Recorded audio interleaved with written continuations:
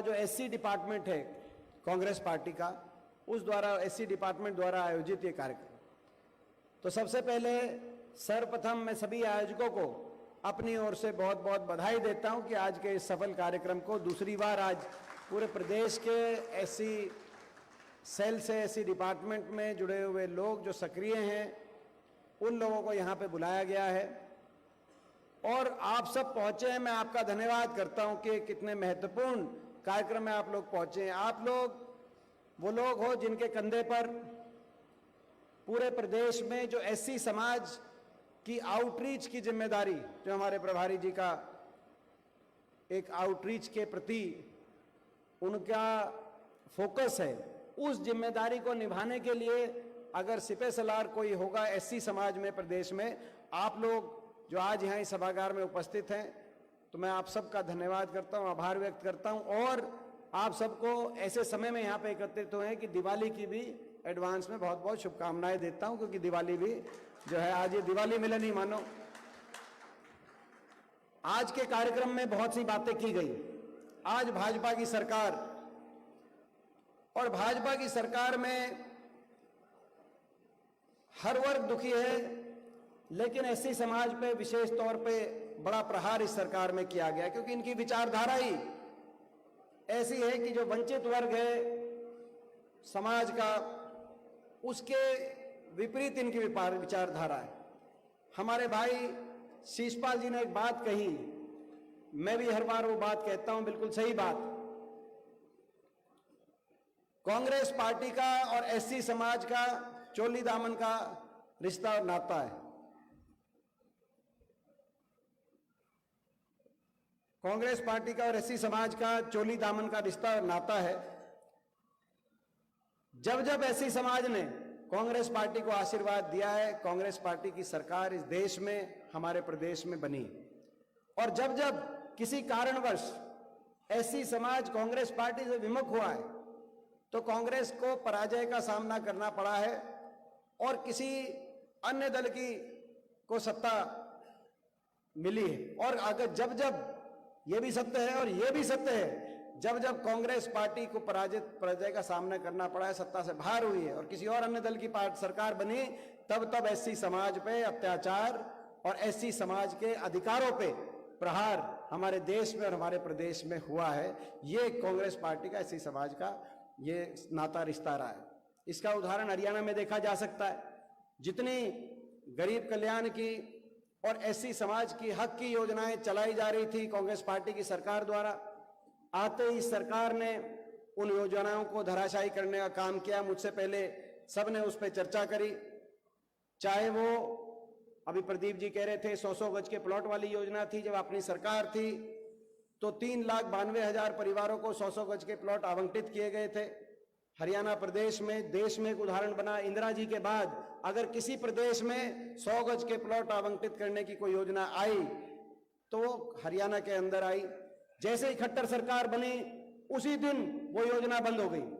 जहां प्लॉट आवंटित है उन कॉलोनियों में काम नहीं, जहां कब्जे नहीं मिले वहां कब्जा दिलाने का कोई प्रयास नहीं, और जो लोग वंचित रह गए, क्योंकि योजना चल रही थी, जो लोग वंचित रह गए उनको आगे प्लॉट दिलाने का आगे कोई कार्रवाई हुई नहीं। सरकार द्वारा योजना समाप्त कर दी। आज हम संकल्प लेते हैं अगले हरियाणा दिवस पे, हरियाणा दिवस वाला सप्ताह भी 1 नवंबर को हरियाणा दिवस, अगले हरियाणा दिवस पे कांग्रेस पार्टी की सरकार बने हरियाणा में, और कांग्रेस पार्टी की सरकार बनते ही 100-100 गज की प्लॉट की स्कीम दोबारा से हरियाणा में लागू हो। जो लोग वंचित रह गए थे उनको 100 गज के प्लॉट मिले, जहां प्लॉट मिल गए थे उन कॉलोनियों का विकास हो, जहां कब्जे नहीं मिले वहां कब्जे मिले, और 100 गज के प्लॉट के साथ इंदिरा आवास योजना, प्रियदर्शनी आवास योजना की स्कीम दोबारा से हरियाणा में जो समाप्त कर दी इस बीजेपी सरकार ने, वो स्कीम दोबारा हरियाणा में शुरू हो और उन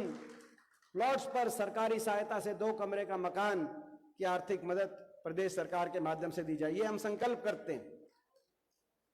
इसी रूप से जो वजीफे की स्कीम थी उसका भी जिक्र आया। 20 लाख बच्चों को अपनी, किसी को आर्थिक मजबूरी की वजह से, किसी को शिक्षा में कोई बाधा ना आए, कोई आर्थिक मजबूरी की वजह से स्कूल में ड्रॉप आउट ना हो, सरकार ने आते ही उस स्कीम को भी काफी हद तक डाइल्यूट करने का काम किया। हमारी जब सरकार थी कांग्रेस की, 20 लाख बच्चों को अवसर मिलता था, उसको भी दोबारा से, जैसे ही सरकार बनेगी उसको दोबारा से मैं आग्रह करूंगा कि भाई उसको दोबारा से हम उसी रूप में और बढ़ाकर हरियाणा के अंदर लागू करने का काम हम करेंगे। इसी प्रकार से आप अंदाजा लगा सकते हैं इनकी नीयत का अंदाजा। मैं एक एक करके, शिक्षा का क्षेत्र, बाबा साहब का बहुत बड़ा जो विजन था वो शिक्षा के, समाज को शिक्षित संगठित करने की उनकी सोच थी। और आप फर्क देख सकते हैं कि भाजपा और कांग्रेस में कितना बड़ा फर्क है। हरियाणा में ही आप देखें, जब आपकी सरकार थी हरियाणा में 10 साल, उन 10 सालों में लगभग 2400 नए स्कूल बने, सरकारी स्कूल हरियाणा के अंदर। 1 लाख के करीब केवल शिक्षा विभाग में भर्ती हुई। जेबीटी के, चाहे वो जेबीटी हो, कंप्यूटर टीचर हो, उस समय गेस्ट टीचर लगे हो, 1 लाख से ज्यादा शिक्षा विभाग में भर्तियां हुई। लगभग 12 नए विश्वविद्यालय बने हरियाणा के अंदर, और इन विश्वविद्यालयों की अलग से भर्ती, रिक्रूटमेंट हर विश्वविद्यालय में, चाहे बाबा साहब भीमराव अंबेडकर। हमें गर्व है जब कांग्रेस पार्टी की सरकार बनी हरियाणा में, उत्तर भारत में बाबा साहब के नाम से अगर एक विश्वविद्यालय है तो यही सोनीपत में बाबा साहब भीमराव अंबेडकर विश्वविद्यालय की स्थापना की गई। चाहे वो बाबा Saheb Bhimrao Ambedkar national law university हो, चाहे कानपुर के अंदर महिला यूनिवर्सिटी हो, चाहे छोटूराम यूनिवर्सिटी हो, लाला लाजपत राय यूनिवर्सिटी हिसार में हो, पूरे प्रदेश के अंदर वाईएमसी यूनिवर्सिटी फरीदाबाद में हो, 12 यूनिवर्सिटियां बनी, शिक्षा के संस्थान बने, और सरकारी क्षेत्र में शिक्षा के व्यवस्था का विस्तार हुआ। और विस्तार इसीलिए हुआ ताकि गरीब का बच्चा, साधारण घर से आने वाला बच्चा, एक किसान का, एक मजदूर का बच्चा, उसको अच्छे से अच्छी शिक्षा की प्रणाली मिल सके, वो अपने भविष्य की तरफ आगे बढ़ सके। मगर एक तरफ तो 2400 नए स्कूल बने, इन्होंने क्या किया?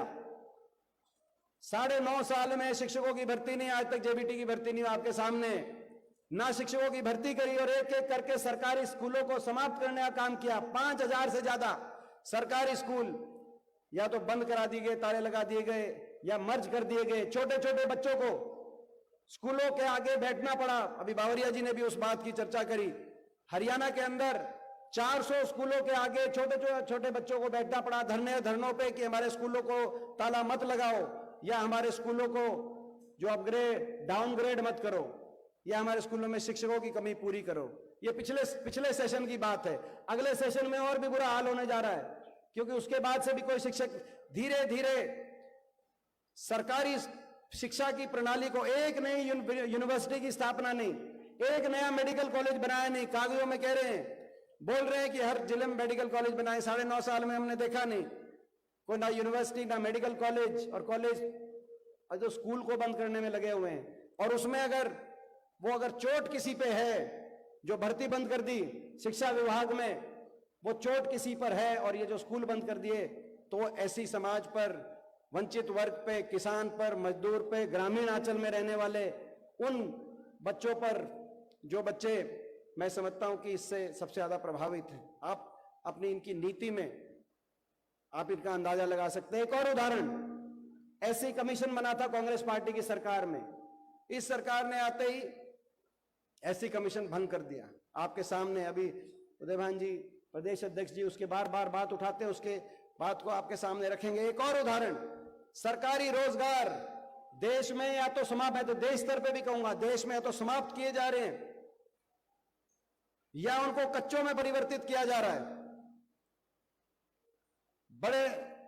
देश में बड़े उद्योगपति समूहों के हवाले रेलवे, एयरपोर्ट, पोर्ट निजीकरण के हम खिलाफ नहीं है। कांग्रेस पार्टी हमेशा संतुलन में, देश चले इसके पक्षधर है।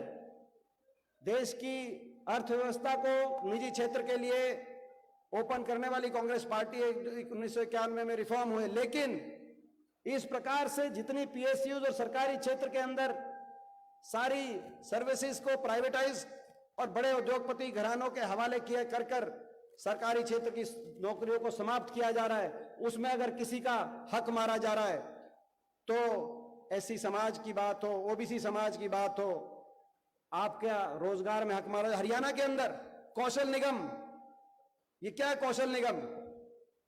कौशल निगम के माध्यम से पक्की नौकरियों कच्चों में कन्वर्टित किया जा रहा है और कौशल निगम में कोई रिजर्वेशन की व्यवस्था नहीं है। ये तो सिस्टम बदलना चाहिए। अगली 1 नवंबर से हरियाणा में बदलाव होगा, कौशल निगम जाएगा और हरियाणा में पक्की भर्ती हर महकमे में दोबारा शुरू करने का काम। 2 लाख जो हरियाणा के जो 2 लाख पद या तो समाप्त कर दिए गए हैं या उनको कच्चों में परिवर्तित कर दिया गया है, सबको उनका अधिकार दिलवाकर पूर्णतः उनको पक्की भर्ती की तरफ लेके जाने का काम हरियाणा कांग्रेस पार्टी करेगी। ये हमारा संकल्प, आज हम इस तरह के संकल्प ले रहे हैं और ये कांग्रेस पार्टी है।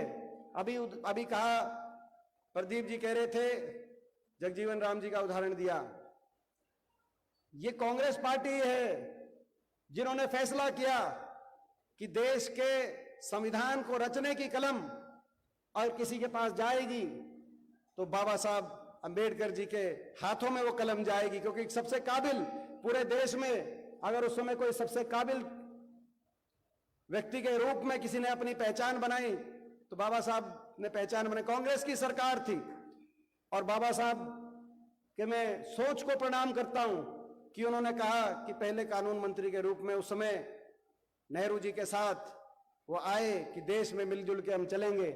और ये कांग्रेस की भी सोच को मैं प्रणाम करता हूं कि कांग्रेस ने ये दूरदर्शिता दिखाई कि बाबा साहब को वो अधिकार, और मैं इस बात पे मुझे गर्व है कि उस संविधान निर्माती सभा के सदस्य के रूप में मेरे स्वर्गीय दादाजी रणबीर सिंह जी को भी बाबा साहब के साथ कदम से कदम मिलाकर उनके मार्गदर्शन में उसमें अपना योगदान, तो मैं एक विश्वास दिलाता हूं आपको, जो हमारे बाबा साहब के नेतृत्व में कांग्रेस पार्टी और हमारे देश के महापुरुषों ने उस संविधान की रचना करी थी, भाजपा कितनी कोशिश कर ले उस संविधान को 1 इंच भी हम हिलने नहीं देंगे। उस संविधान को बचाने के लिए हम सारी लड़ाई लड़ने का काम करेंगे। आज एक और बात आई कि जो अपनी कांग्रेस पार्टी की सरकार बने, एक सुझाव आए कि जनसंख्या के आधार पर अधिकारियों को, चाहे अधिकारियों की बात हो, आज मैं देखता हूं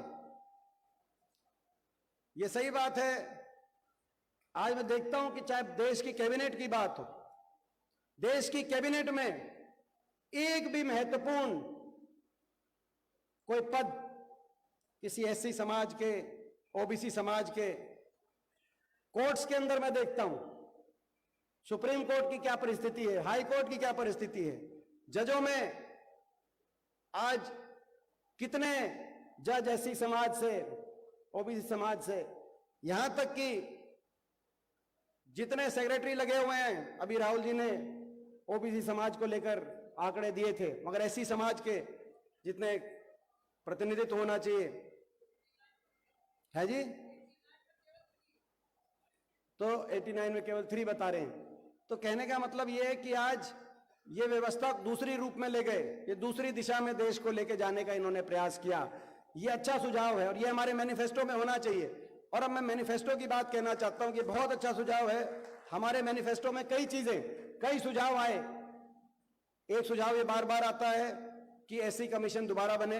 एक और सुझाव बड़ा अच्छा आया जो आज अभी नहीं कहा, लेकिन कुछ साथियों ने मुझे कई बार कहा है कि जो हमारे सफाई कर्मचारी हैं, इस बात पे हमें गर्व है कि कांग्रेस पार्टी की सरकार में हुड्डा साहब के समय 11,000 सफाई कर्मचारियों को एक कलम से उस समय भर्ती करने का काम कांग्रेस पार्टी ने किया था। आज वो अपने अधिकारों के लिए लड़ाई लड़ रहे हैं, ग्रामीण चौकीदार अपने अधिकारों के लिए लड़ रहे हैं। उनको पक्का करने की भी मांग है और उनको पक्का भी करेंगे, कांग्रेस पार्टी ही उनको पक्का करेगी, ये भी हम कहना चाहते हैं।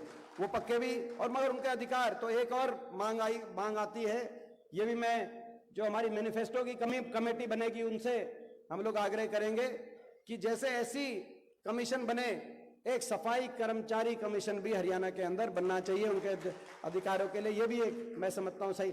और